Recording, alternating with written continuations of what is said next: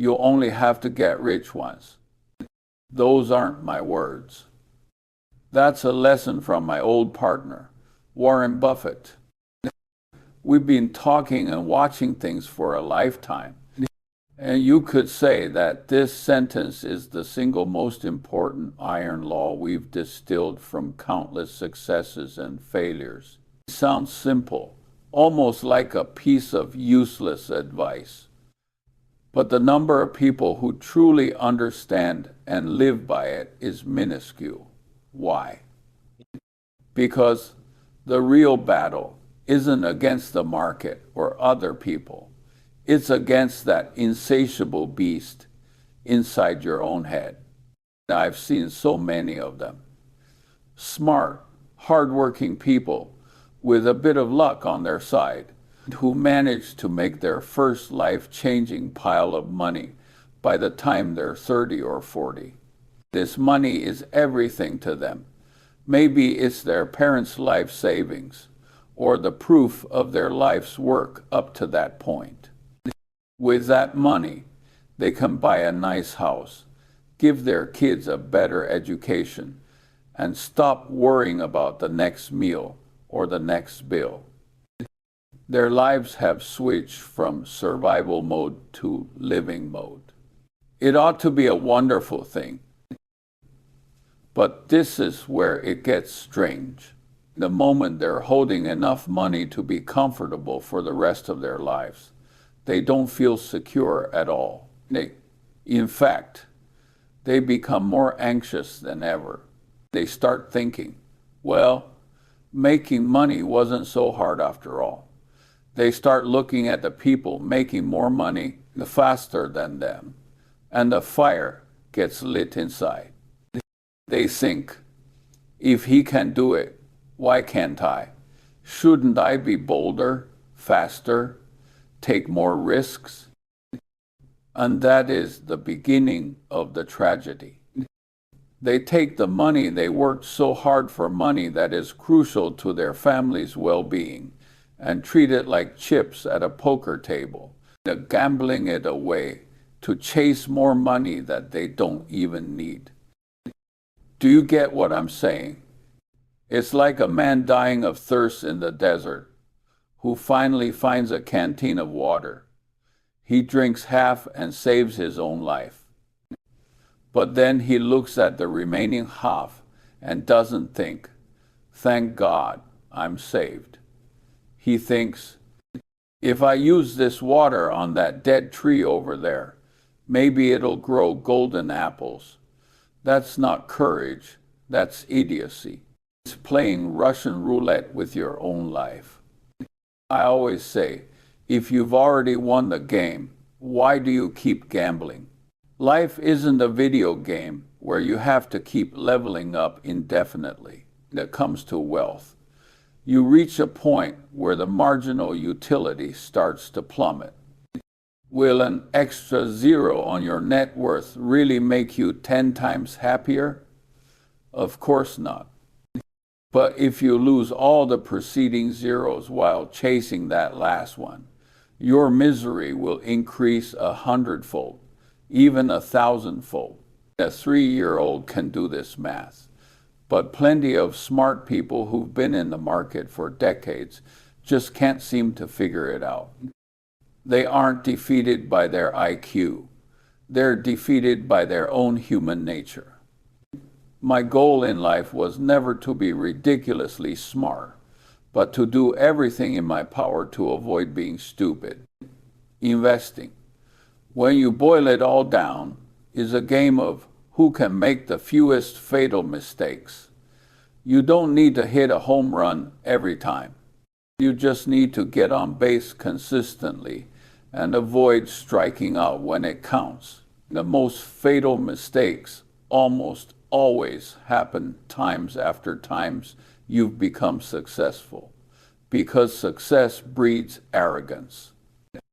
Arrogance makes you think you're special, that the laws of the market don't apply to you. And when you think that, you're just one step away from the cliff's edge. Leverage is a perfect example. When you're young and have nothing, maybe using a little leverage to bet on your future is excusable. But when you've already built a fortune, touching leverage is pure insanity. Leverage is a tool that can get you to heaven faster, but it's far more likely to send you straight to hell. It magnifies your judgment, but it also magnifies your stupidity. The market's short-term movements are unpredictable. You never know if it will be sunny or hailing in the next 5 minutes. The rational person finds shelter before the storm hits. A gambler on leverage is basically tying himself to the top of a flagpole and praying it doesn't thunder. Now, tell me, what is that if not suicidal? I knew a young man, brilliant, a real whiz with numbers. By 35, he'd used his sharp analysis to make more money than he could spend in several lifetimes. Everyone called him a genius. He thought so, too. He believed he'd found the market's holy grail. So he started using massive leverage to push his fortune to the next level. The result? One small, completely unexpected black swan event. The market moved violently for a few days, and his positions were liquidated. Overnight, it was all gone. He was worse than broke. He was in debt up to his eyeballs. He came to me later, crying, saying he just couldn't understand it. I told him, "Son, it's not the market you don't understand. It's yourself. You bet something you needed for something you didn't. The moment you made that decision, you had already lost." So, when you get to the top of the mountain, what's the first thing you should do? It's not to find a more treacherous path to an even higher peak. It's to find a sturdy rock, sit down, and enjoy the view you've already earned. At this point, your number one job switches from offense to defense. You must guard the nest you've built. Stop playing games you can't afford to lose. Stop touching things you don't understand. If someone pitches you some pie-in-the-sky project with a 50% monthly return, your first reaction shouldn't be excitement. There should be suspicion. You have to ask yourself, do I need this? If it goes to zero, can I handle it? If the answer is no, then you smile, say thank you, and walk away. What is the true meaning of wealth? So many people get it wrong. It's not a number you use to compare yourself to others. It's not the fancy cars or mansions you use to show off. The true value of wealth is freedom. The freedom to choose what you don't want to do. You don't have to work a job you hate for a paycheck. You don't have to suck up to people you dislike. You have time to spend with your family and the energy to pursue things you're passionate about, even if they don't make a dime. The wealth is the security that lets you sleep soundly at night, not the reason you stay up all night staring at stock quotes. If your money makes you more anxious and stressed, then I'd say you don't own the money.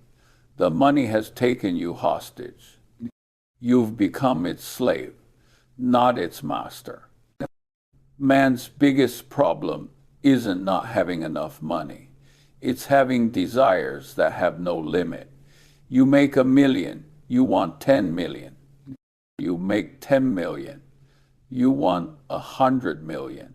You climb one mountain, and your eyes are already on the next, taller one.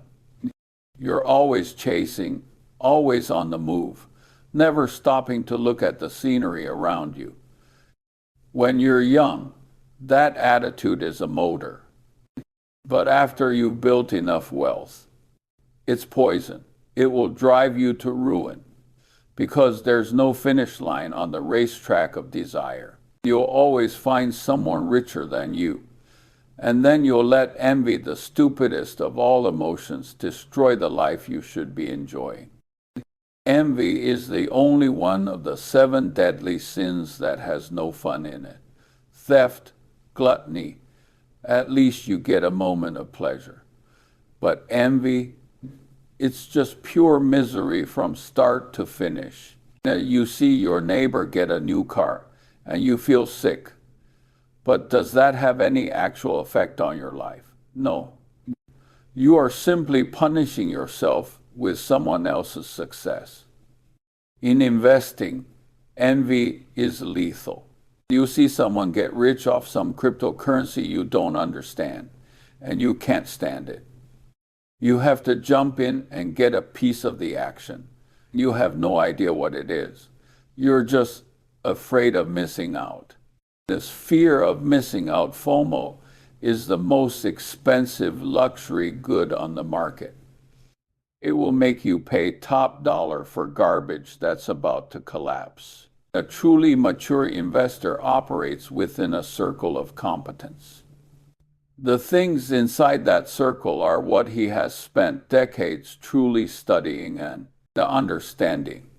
Everything outside that circle, no matter how exciting or tempting, he doesn't touch. He knows the biggest risk in the world doesn't come from market volatility. It comes from being ignorant about what you own. Warren didn't understand tech stocks, so he missed the entire dot-com bubble. How many people laughed at him back then? They called him old, washed up. He just smiled, because he knows there's no shame in not making money on things you don't understand. The shame is letting greed and envy push you onto a battlefield you don't know, only to get annihilated. What happened? When the bubble burst, the people who laughed at him were bankrupt, and he was sitting there, comfortable as ever, his fortune having grown even larger. The fastest way to get there. Young people never believe this. They're always looking for a shortcut. They want the get-rich-quick myth, the elevator ride straight to the top. But they don't realize that building wealth is like rolling a snowball.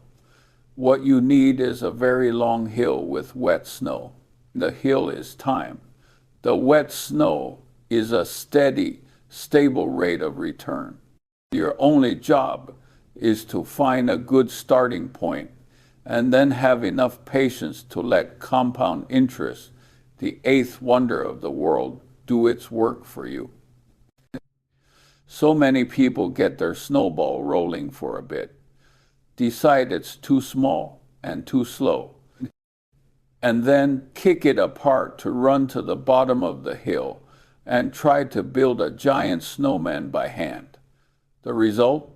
They make a mess, get nothing done, and miss the best part of the hill for rolling their ball. I often compare investing to planting a tree. You pick a patch of fertile soil, you plant a good seed, and then your job is to water it, fertilize it, and wait patiently. You don't dig up the seed every day to see if it's growing. The tree will never grow that way. The market is the same. A great company is like a great seed. Its value needs time to reveal itself. The short-term price swings are like the weather, sunshine, rain, clouds. They're normal. If you stare at the stock price every day, with your mood rising and falling with it, you're just like that farmer digging up his seed. You'll end up with nothing. So you see, in the end, investing isn't a competition of sophisticated technical analysis or complex mathematical models. That stuff might be useful, but it's not the core of it. The core is human nature. It's discipline. It's philosophy. It's whether you can feel fear when others are greedy and see opportunity when others are fearful.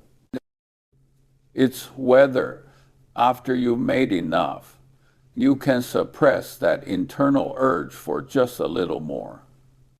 It's whether you can admit your own ignorance, to stay firmly within your circle of competence, say no to the temptations outside it. You only need to get rich once. This means you must build your fortune on an extremely solid and stable foundation. That foundation isn't a single hot stock that might skyrocket, nor is it some trendy investment fad. It should be a portfolio composed of various, uncorrelated, high-quality assets that you completely understand.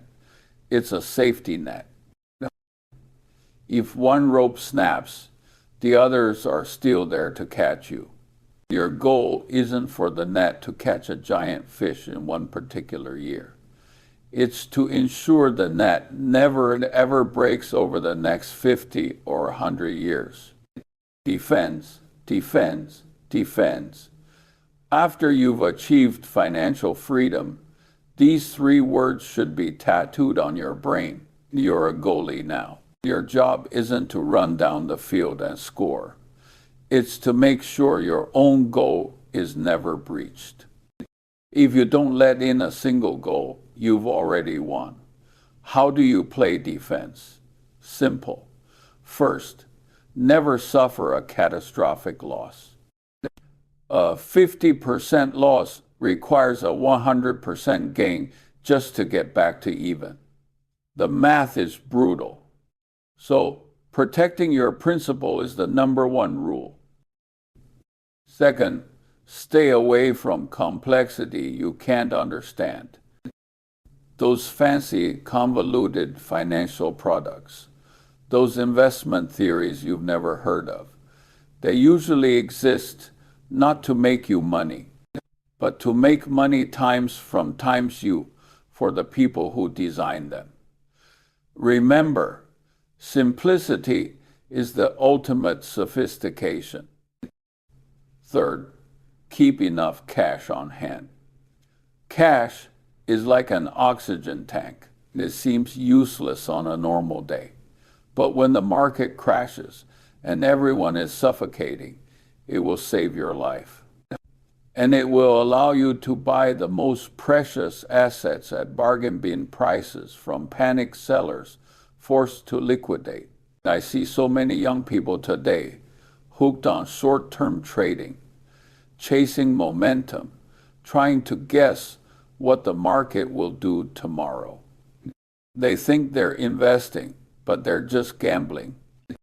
They treat the stock market like a casino in Macau and themselves like card sharps. It's ridiculous. I've been alive for nearly a century, and I have never met a single person who could consistently and accurately predict the market. Not one. Anyone who claims they can is either a liar or a fool. The market's short-term path is the result of millions of impulses of greed and fear colliding randomly. There is no pattern. Trying to predict it is as futile as trying to predict the next flip of a coin. So what's the rational approach? It's to take advantage of the market's foolishness, not to participate in it. When the market goes crazy with optimism, your job isn't to join the party. It's to quietly sell your overvalued holdings to the euphoric fools. The market plunges into pessimism, and there's blood in the streets. Your job isn't to join the stampede for the exits. It's to take out the cash you've prepared, summon your courage, and pick up the blood-soaked gold they're throwing away like trash. This requires tremendous contrarian thinking and psychological fortitude.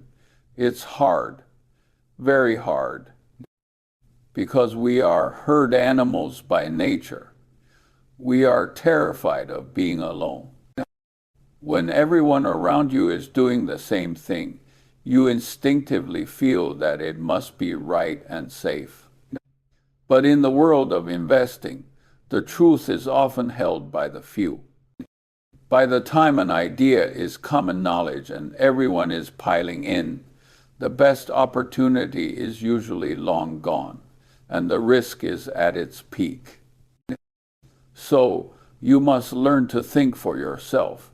You must build your own investment philosophy and your own valuation framework. You have to be a detective. Treat every investment like a case. Gather the evidence, analyze the clues, and form your own judgment. Don't listen to insider tips or expert recommendations. In this world, nobody cares more about your money than you do. Pinning your hopes on someone else is the laziest and most dangerous thing you can do. Let me go back to where I started. You only have to get rich once. Behind that sentence is the wisdom of enough, knowing when to stop, knowing when to fold your hand. In a world that's always pushing you to be faster, higher, stronger. This is a rare and invaluable quality. This isn't a lack of ambition. It's a higher form of clarity. You've climbed the mountain. You've seen the beautiful view. You've experienced the hardship and joy of the ascent. For the rest of your life, your job isn't to repeatedly jump off the summit just to feel the thrill of the fall, only to have to climb all over again. Your job is to stay comfortably at the top, build a little cabin, brew a pot of good tea, and soak in the view.